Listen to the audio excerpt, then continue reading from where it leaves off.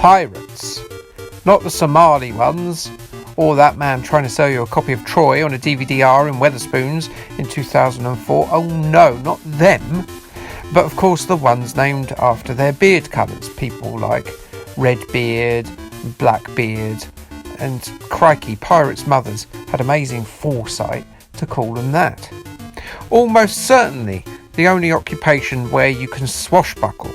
Have you ever heard of a swashbuckling Subway sandwich artist, perhaps, or a NHS ward coordinator that swashes buckles as he or she coordinates the living shinola out of that proctology ward?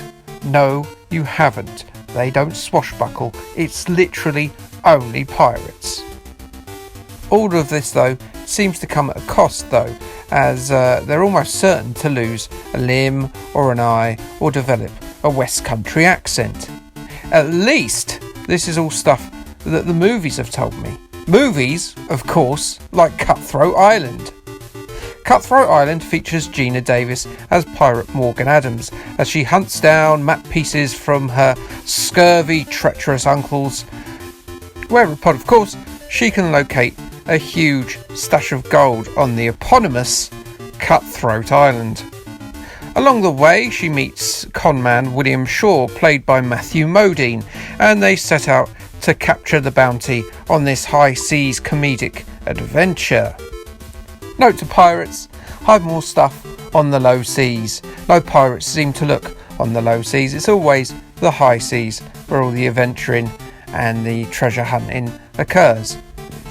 Alternatively, rather than the low seas, if you're a pirate in 1995, you could always hide your treasure on the seats of cinemas showing Cutthroat Island. There's a joke about its audience numbers. You see, Cutthroat Island wasn't just a flop, it was possibly the biggest flop in cinema history, with losses of $147 million. It ended up wiping out studio Coralico Pictures, who just a few years earlier had put out movies such as the original 3 Rambos, Total Recall, Basic Instinct, and goddamn Terminator 2 Judgment Day. The troubled and chaotic production was beset by issues from the get-go. Michael Douglas was originally cast as William Shaw, but wanted the film to fit with his schedule, and his role expanded so he was equal to Geena Davis. Something unlikely to happen, given that Davis was married to director Rennie Harlin. Davis, at this point, had only been cast in light comedies, but after her dramatic turn in Thelma and Louise, there was a feeling that maybe she could lead a pirate action movie, which, of course, really doesn't make any sense. But what the hell? Wifey gets what she wants, doesn't she, Rennie?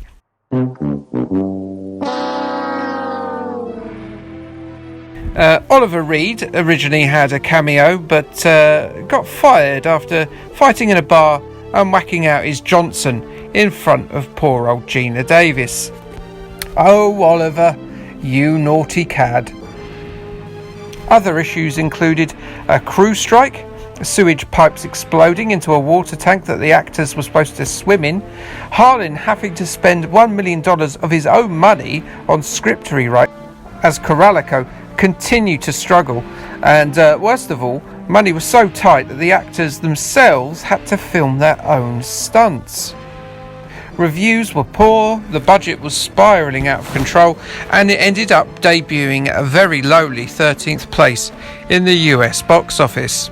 It killed Coralico, Davis's career as a lead, and the pirate genre itself, until of course Johnny Depp sashayed onto the Black Pearl's poop deck, I love that word, in 2003. None of this bodes overly well for Acclaim and their Cutthroat Island game, which was released the same year. Developed by Software Creations, Cutthroat Island was released on the Game Boy, the Game Gear, the Mega Drive and the Super Nintendo. Players can select between film leads Morgan Adams or William Shaw, or both if you've got a scurvy swab pal who fancies yarging their way through 10 levels of Final Fight but with swords beat-em-up action. You can select whether you want to swashbuckle, i.e. twat him about with a sword, or brawl, or give him what for with your fist and bits you find on the floor. There are other levels too, like platforming sections and a minecart level, because, you know, it's 1990s gameplay, and it was punishable by law if your game didn't either feature some sort of ice or a minecart stage. Seriously, there's even a minecart level in FIFA 94 if you get to the World Cup final as Qatar. That's a lie.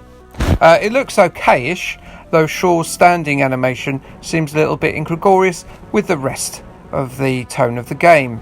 You're a pirate, mate. You're not Bruce Lee. Stop it.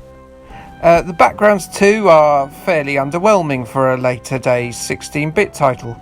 The characters themselves are stylised but under-detailed. Why have you got no face, Geena Davis?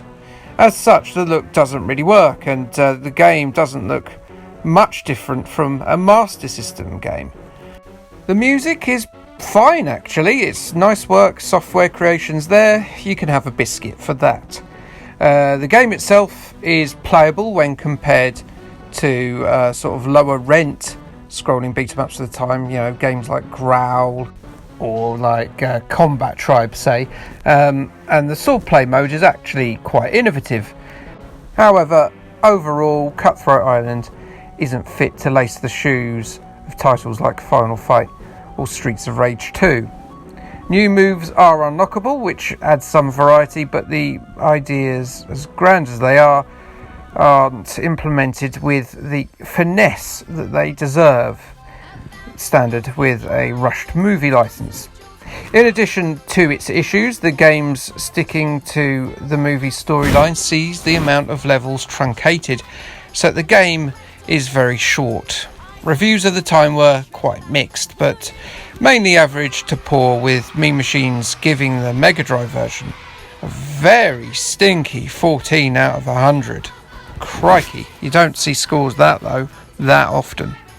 Coming out just as the 16-bit era was kicking off and tied to a poorly received and performing movie, Cutthroat Island sold poorly as well, and everyone's timbers remained utterly stationary, and not one bit of timber shivering happened.